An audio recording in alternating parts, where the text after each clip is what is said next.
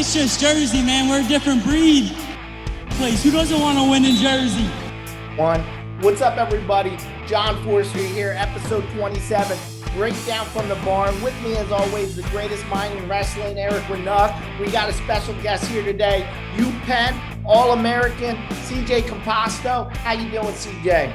Good. It's an honor to be on. Appreciate you guys having me on and ready to talk some wrestling, talk some Philly wrestling. So let's go. Absolutely. And CJ, this is kind of our Ivy League week, so we're glad to have you on here. Before we go in, because for those who don't know, CJ has a great background in his high school career, third in the state. I think you were a New Jersey freestyle All-American. You were on a couple of freestyle national teams, but let's go right into last year. First year at UPenn. We'll go into it later. You were coming off a year where you missed your senior year in high school. We obviously had the COVID situation where the Ivies weren't wrestling. So you come into the season, you're in the mix at 141. I think you're battling with Carmen Ferrani. Next thing you know, you win the spot. You go on an early season tear. You start knocking out win after win. Next thing you know, you've got an undefeated dual meet. Okay. I think early in the season, maybe mid-season, you start breaking the flow top 20. Everything starts boiling up. Took an early loss to Sebastian Rivera. But aside from that, pretty much an unblemished record. Walk into the EIWAs, become a finalist, get into the NCAAs your first year. Next thing you know, you're knocking off a fifth seed. You walk into an All-American blood round match with a three-time All-American Olympian and Stephen Micic. Does any of this seem real at this point, CJ? I mean, kind of talk me through that, because that just seems like a whirlwind season to me. Yeah, I'd say definitely was a whirlwind season. Although it didn't really seem like it at the time. One mantra that our team kind of adopted was now. And we had this sign in our room that said now. And the meaning behind that was that our coach put it up there at maybe January point in the season, saying how at this point in the season, a lot of teams, they start to look at March, start to look at, oh, we want to do this at NCAAs, we want to get this result, versus he wanted to instill in us that be in this moment, be here today, be here right now, be in this repetition in practice, be in this conditioning rep in practice. So that mantra really resonated with me enough that I put now in my mirror at home. So every time brushing my teeth, washing my hands, going to bed, I saw it now. And I kind of like that too. It spilled over into my off the mat life too. Just be in this moment. You're here right now. So yeah, it's kind of that cheesy saying they say at those yoga teachers, we're here now. But I really resonated with that. So that helped me a lot, just kind of ease my nerves. Not really thinking about the outcome too much, just be here now, be in this moment. So that was a big turning point in the season. I would always make a bunch of funny videos too. I remember one day it was snowing. So in the snow, I drew the letters now, and I made a video, sent it in the group chat. I remember on the chalkboards in my class, I'd write in big letters now. And so we'd send videos in our group chat. So our whole team kind of adopted that mantra. We had a couple other mantras similar, but yeah, those mantras really helped me focus and stay kind of lighthearted with it. So cool. I like it a lot. Yeah. Nice. So talking about that season, I mean, you know, slow and steady, and you just were getting it done. At what point did you start to believe that you'd be an All-American? You know, at what point in the season? Was there a point where you were like, I could do this, I could get it done? If there was ever a moment in time where I said, I'm going to be an All-American, I think it was more just always, I want to give my best effort and leave it all out there. Yeah. So I don't really know if there was a moment where I said, oh, I know I can do it now, versus it was more just a steady progression. Well, your thing is now, so it's probably at the blood round match, because that one was happening right now. Yeah. I mean, that blood round match, that was a great learning experience, because what happens after the blood round match is you wrestle another match about 30 minutes later. So while it was a big deal for the program to have an All-American, and a lot of foam was blown up, and just talking to all the guys in the tunnel, I think I was not prepared to then wrestle that next Conci quarter, or whatever you would call it. So I think that was a good learning experience. Hopefully not in the blood round again, but I think for guys this year, I think we're gonna have a lot of guys in that round. So I think it's important for them to realize, you know, you got to wrestle another match after that. The blood round isn't the finals. It's a big difference. So it's nice to win the blood round because you keep wrestling, but yeah, that's not the end all be all. Which I was still kind of on cloud 9 when I went out there for that match. Yeah. So tell us about, going into that match about Stephen Micic just took third in the world, national finalist. Tell us about your mindset going into that match. Like, what were you thinking? Oh, that was probably about as excited I've been for a match, just because how big of a Micic fan I was growing up. It's funny. Right. I have a video on my phone from 2000 December 2019 at the rack, Rutgers versus Michigan wrestling match.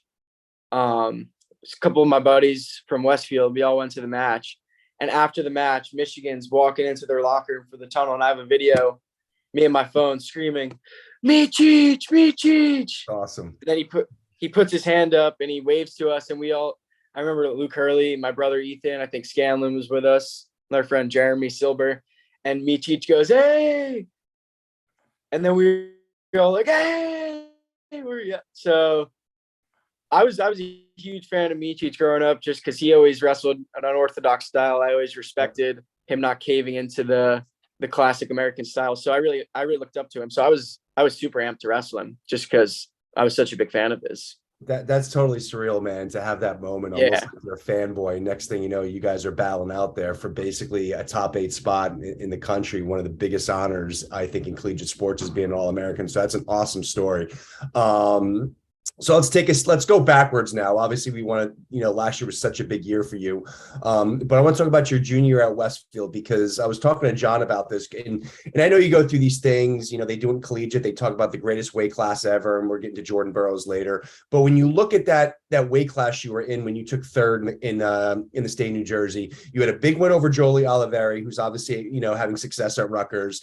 On that podium, you had Sammy Bull Alvarez, won it, Rutgers second team All-American, Robbie Howard, who you have, I think, a long history, I think, going back to his days in Cranford early on. He obviously a Penn State starter, 3-time cadet world member. You round that out with Cabanelis, who's over at Brown, Eddie Hummel, who you know very well from Park. He's at Army. So that's a lot of local star power there. I mean, talk about that weight class, because looking at it now, it's like that's a hell of a top 6, top 8.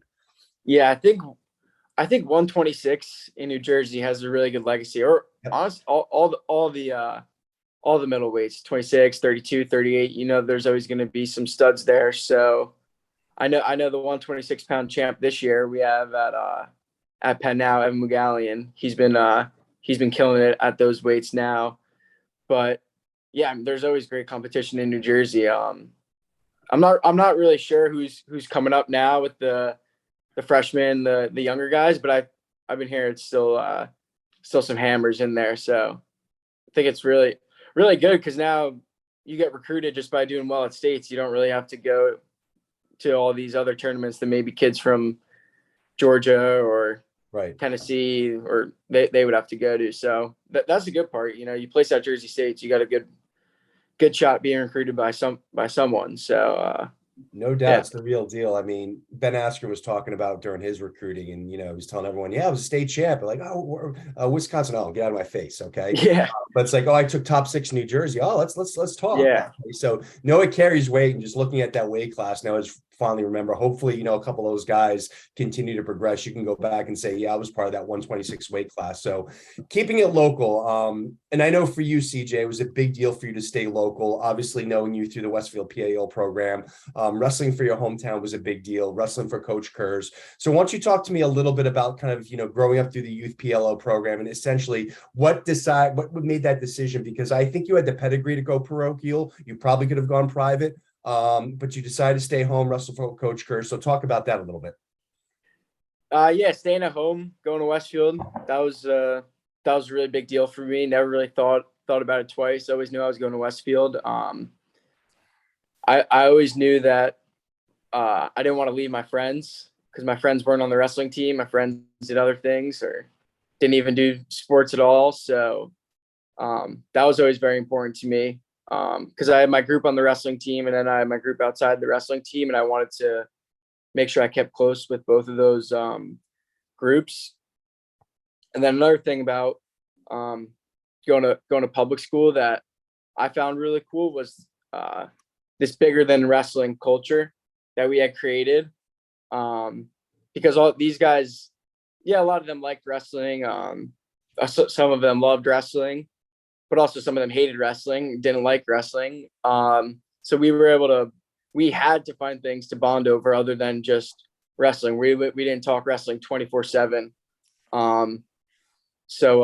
Yeah, our legendary Secret Santa parties, just 3 hours of straight laughs, making me smile just thinking about it. But those were some great times. All the meals after matches, all the locker room shenanigans. We definitely had some good times in there. So that's pretty funny. I remember we put up Christmas lights once in the locker room, so that was fun. But yeah, just bonding with guys with all different interests. Let's say you got 20 guys that all love wrestle all year round. Obviously it's going to be pretty easy to get good at wrestling, win some matches. But when you got 20 guys, 2 of them wrestle all year round, one guy's really good at football, 3 other guys are on the soccer team, 3 other guys, it's their first year wrestling. That's a challenge. And I feel like I've always been someone to look for a challenge. So not that going to Westfield was a challenge, but I think you could have argued that the easier route was going to a private school or for whatever people say, better partners, better coaches, but I didn't really see any of that. I had great partners and great coaches, so I was lucky to live in a town like Westfield that had a great program in place already. Yeah, I think we'll get into that, CJ, about, kind of having the partners you had. And I think you were blessed. Obviously, Luke Hurley was a big partner of yours. We'll touch that in a second. But real quick, I think you were part of a North Jersey championship too, right? In the PAL program. So I think I got the shirt lying around somewhere with everyone's name on it. So at least you had a little pedigree coming up in the program. We never got the Central Jersey title, which was that was the big one, but it's all right. Yep, all good. Nice. So jumping on that, you placed 3rd in the state as a junior. Senior year, you're looking to make noise, win that state title. You had your brother on the team. Walk us through that injury, that ACL tear, and how that affected you and how you were able to come back from that. Yeah. Looking back, I would say that tearing my ACL, missing my senior year, that was probably one of the best things that could have happened to me in wrestling, but also for my life. I view that as one of my rites of passage.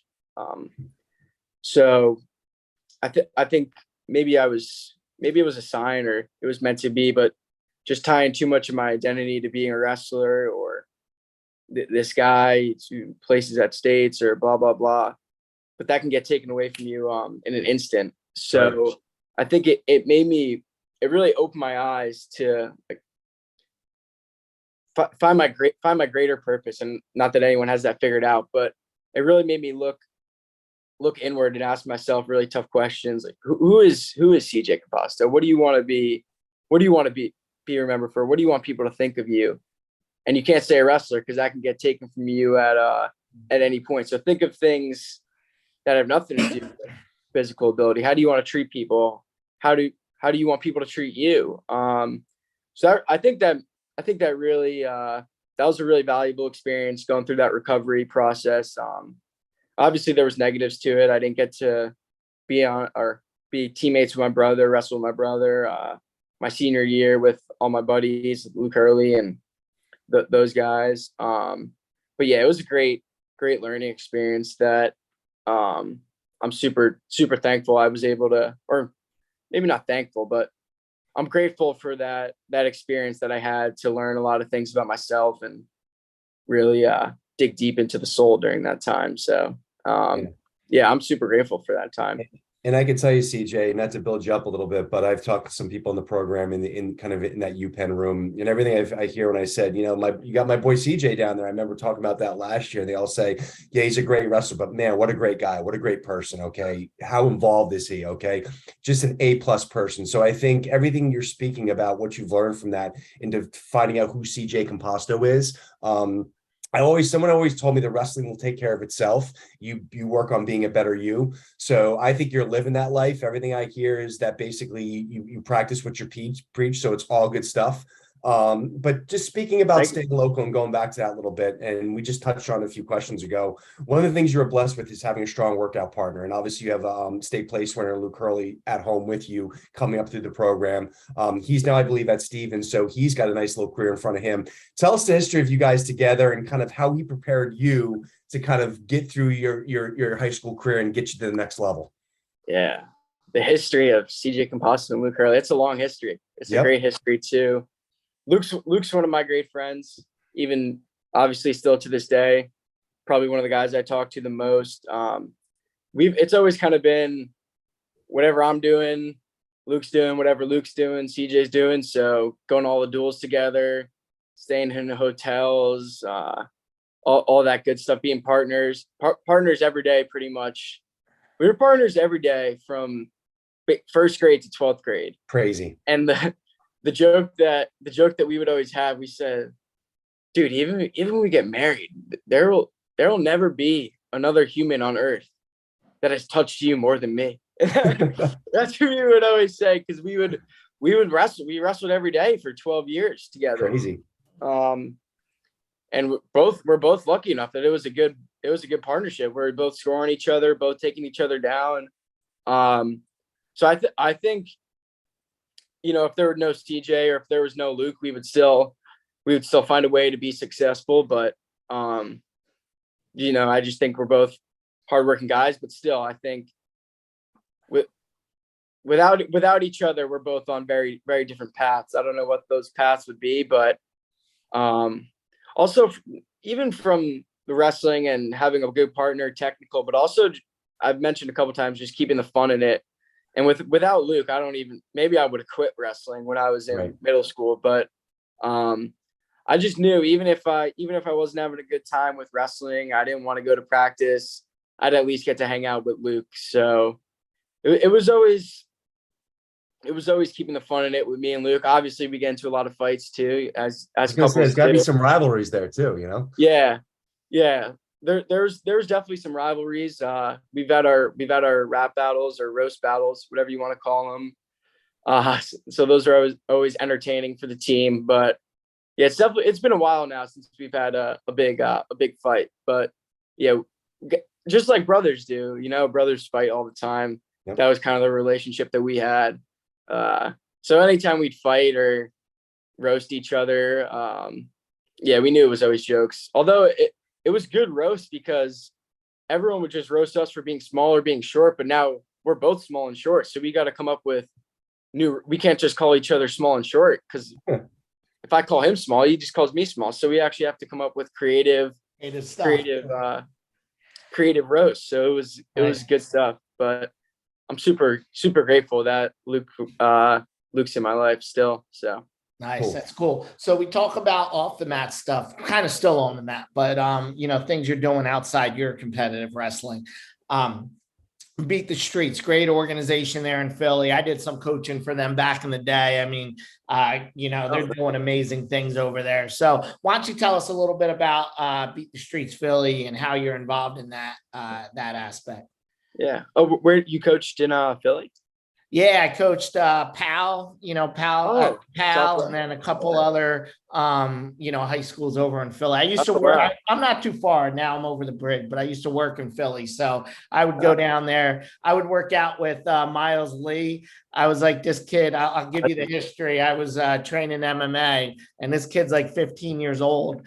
I'm a Division I wrestler, CJ. 15-year-old kid is taking me down, never wrestled before. I'm like, what the heck, man? And, I'm like, oh my God, what the hell's wrong with you? You're like a freak of nature. This guy was just a freak of nature. And, ended up, I was like, you got to get wrestling. And he got in touch with Beat the Streets and got into it. And then I ended up coaching over there a little bit. And yeah, he ended up second at Fargo, 3-year wrestler, second out Fargo, beat the street, took him, was the first guy to place at PA State. So he's doing great things right now, 3-1 MMA, pro MMA. But, you know, just the thing is, you hear about the athletes, right? He's an amazing athlete, but then there's these other people that aren't that great of athletes, but they're, you know, they might not have the big wrestling credentials, but they're doing some good things in life now because of that program. So why don't you talk about your involvement there and with Beat the Streets and the things going on? I think that's interesting. You mentioned you hear the athletes or you don't hear about these other people. When I think of Beat the Streets, the great thing about it to me is that I don't think of any one person. I just think of the team as I think of it as one unit. And I think similar to what I was talking about with Westfield, this bigger than wrestling culture, that's really what I found with spending time at Beat the Streets. And obviously with my Penn team, it's a lot of high level wrestlers. We all connect with that. But I think at Beat the Streets Philly, we connect with a lot of things other than wrestling. Like my teammates in high school, a lot of these guys play football. A lot of them do other sports during other seasons, or they're working on the weekends. They can't go to all these tournaments. So we're really able to connect over a whole bunch of different things. We play chess all the time. Play a bunch of other board games all the time.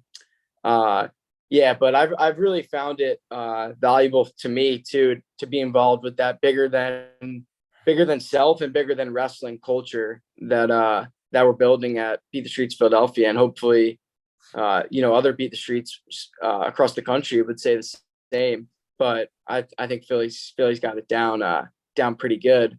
It's interesting because the Beat the Streets Philadelphia office is closer to my apartment than the Penn wrestling room is to my apartment. So it's kind of just a calling for me to just go there because it's so close. Like how could you not go there?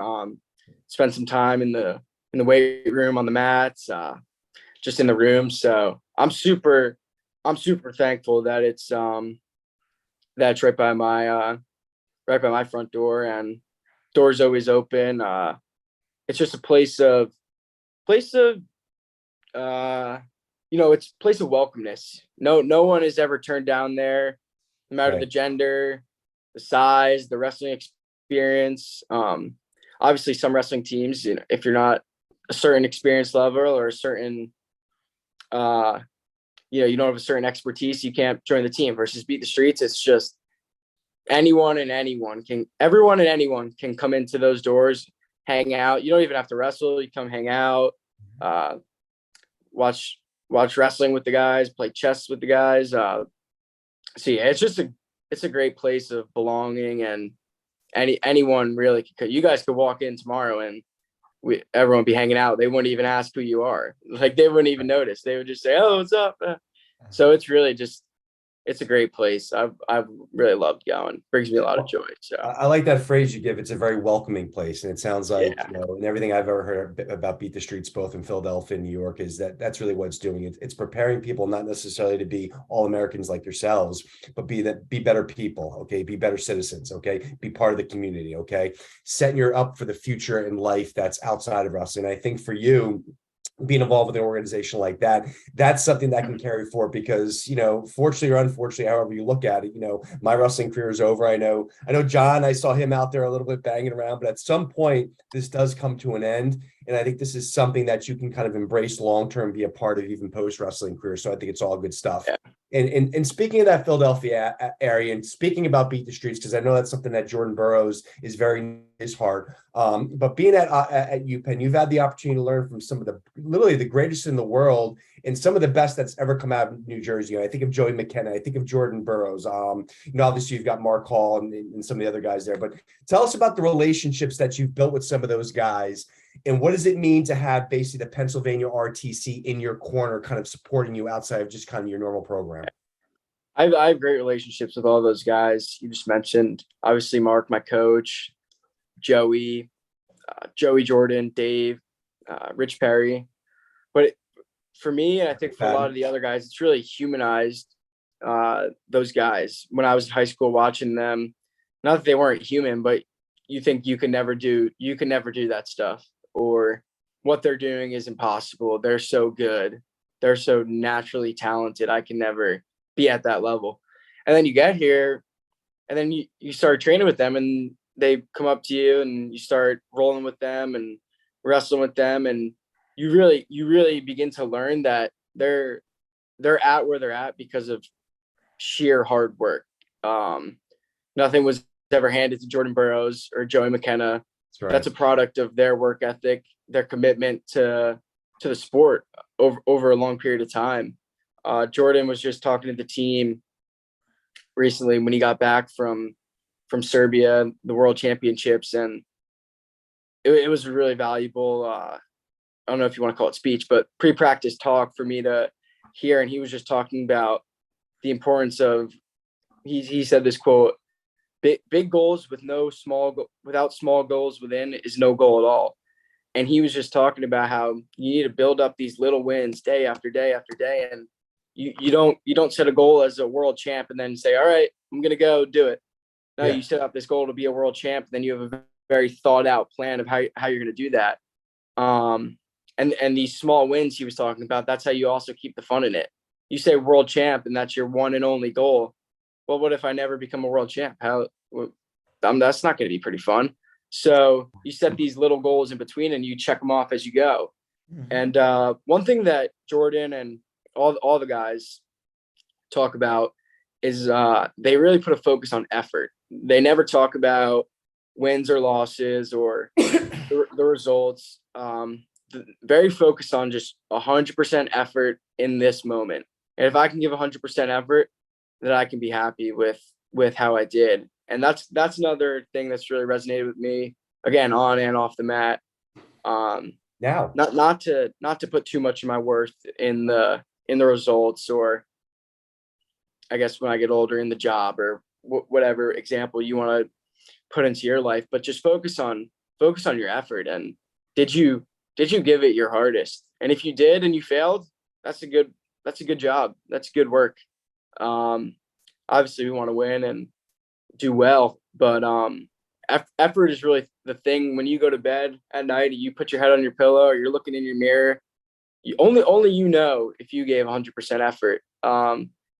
Jordan wins a world title. People can look at that and think he gave 100% effort or think he didn't give 100% effort, but Jordan really deep down is the only one. He's the only one that knows, did I empty my tank?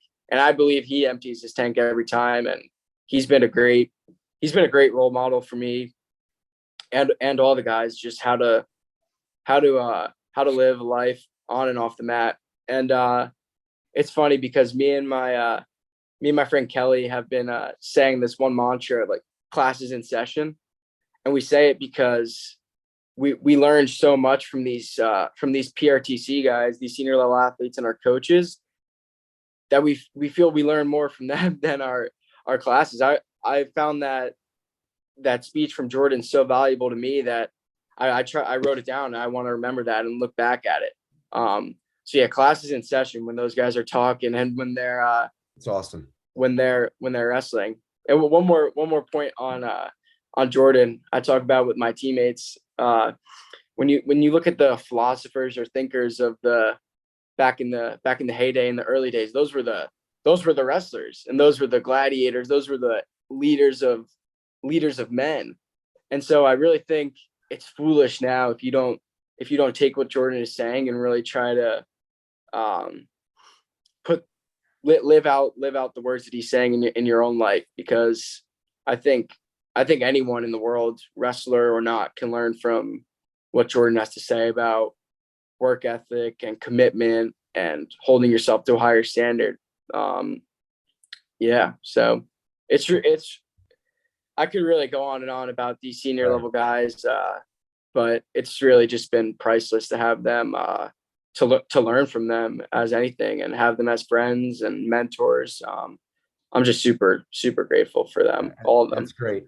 And maybe Jordan, he's obviously called the GOAT, but maybe we call him the philosopher now. I like that. Jordan, super, super, super bright guy. I mean, I really look up to him in all aspects of life. He seems like he's got the answer for everything. Although I'm sure if you ask him, he'd say he doesn't have the answer for everything, which is a funny part. But Best and brightest, CJ, are always the most humble. That's what I've learned. Yeah. JB the philosopher. He's definitely the most humble. So that's true. All right, so I think we're going to get into some rapid fire questions right now. Great interview, CJ. We're going to close out with these rapid fire questions. But first, I want to tell the people listening, I know beginning of the year, most people didn't know about CJ Composto, and no one thought he was going to be an All-American. But if you were listening to our show, I'll tell you the greatest mind in wrestling from the beginning of the season was always, watch out for this guy, CJ Composto. Very good coming in. And then next thing you know, in the finals of the Matttown, tough field there, makes the finals. He's like, I told you, my boy CJ Composto got more in the tank, got more going. And people didn't know how good that field was at the Matttown back then, but it was a good field. Beat an All-American in the semis, a future All-American. And hey, they don't call this guy the greatest mind in wrestling for nothing. He had that peg from the beginning of the year, but that was all good stuff. But let's get into these rapid fire questions. We got a lot of these coming from some of our fans out there. So these first two come from Coach Kurtz. So number one, tell me about how many pull-ups you did back in September. 10,000. 10,000. Wow. Big number. All right. You have a strong feeling towards avocados. That's an understatement. Nice. You like them? You're good? Oh, I love them. I'll probably have one after this on a nice everything bagel, maybe with some eggs, just great. The healthy fats. Love it. Nice. So another question, obviously we talked about you and Hurley were awesome partners together, and so much star power to roll with over at UPenn, but who's been your favorite drill partner? Maybe somebody we haven't touched upon that maybe you want to highlight? We highlighted him briefly, but definitely got to highlight Joe McKenna. He's always been there for me in the season. Whenever I asked him to wrestle, always respond yes immediately, roll the next day. It's been really great to learn from him, someone that's my weight, someone that beats me up in the room on a regular basis. So learning from him, he has some really, really good techniques that I haven't, even still, that I need to learn, like his outside step and his drag series. So he's got a lot to teach me, but his movements are just next level. So yeah, I'm just gonna keep learning from him, but he's been great. I remember at one point in the season, I asked him to roll, and the PRTC just finished a workout. He just did a 2-hour practice, and then he rolled with me for an hour. And just a really selfless leader, Joey. So really, yeah, just keep wanting to spend time with him, surround myself with great leaders. But yeah, Joey's become a great friend of mine, and yeah, I really look up to what he's done in his wrestling and his life too. He's really a great guy. Okay, big question for you, CJ. The biggest moment so far in your life: knocking off Stephen Micic in the blood round, or having Jordan Burroughs on Twitter call you a bad man? Definitely Jordan Burroughs on Twitter calling me a bad man. Nice. Yeah. All right, this one's from our UPenn correspondent, Josh Baylor, EIW heavyweight champion UPenn. Who's the best wrestler at Westfield of all time, and do you have a shot at taking that spot? Gotta say Chris Campbell. Yep. That Olympic medal. I guess technically you could say I have a shot since I'm only 20, but don't want to disrespect the GOAT there with Campbell. So yeah, I got to go with him. Plus his longevity is pretty sick too. So yeah, definitely him. Yeah, man. You had some bad wrestlers before you, obviously Christian Barber, state champ. Oh yeah. I grew up with a kid named Corey Posey who we talked about. And you might fall in this category one day too, CJ. One of the greatest New Jersey wrestlers to not win a state title, but obviously Chris Campbell. Obviously he did what he did in the world circuit. And, we're fighting for you though, man. We think you can make it out there. In fact, CJ, before we close, everything you've been talking about now, that's been the big mantra. And then you're talking about what Jordan's told. It's living in the moment, all seems to tie together. So when you eventually get to that national final, I expect Van Halen Right Now as your theme song, just kind of keep everything up. So last question for me. Who was the biggest influence in your life and why is it Darren Composto? That's funny. I was gonna say my dad, or I was gonna say my parents when before you said that, but yeah, I definitely got to say my parents. They've always been there for me. Maybe even more than I wanted them to be there at times.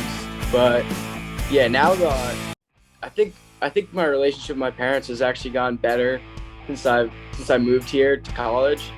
I think I'm kind of starting to realize a lot of the things that they did, or a lot of the way that they lived their life was actually just for the betterment of their kids. And I don't know if every college kid can say the same about their parents. So at one point maybe I resented the always on top of doing this or whatever. But now I'm super grateful that to have the parents that I have, and I consider myself really lucky just that my parents really poured so much into me and my brothers, Ethan and Zach. So I really can't explain enough how grateful I am to have the parents that I have, and that just makes me want to do the same for my kids one day too, hopefully. So yeah, my parents have just been the best. So really happy about that. Great way to end it, CJ. Great interview.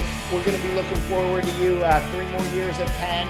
Going to do great things there. Hey, make sure you guys at home follow the show, man. Follow us on Instagram, on Facebook, on Spotify, on YouTube. Make sure you give us a follow. We'll be covering everything. We'll be covering UPenn. UPenn guys, give us a follow. We'll be covering UPenn. We'll be covering Princeton. We'll be covering Rutgers, Rider, all the schools. And talk to you guys later, man.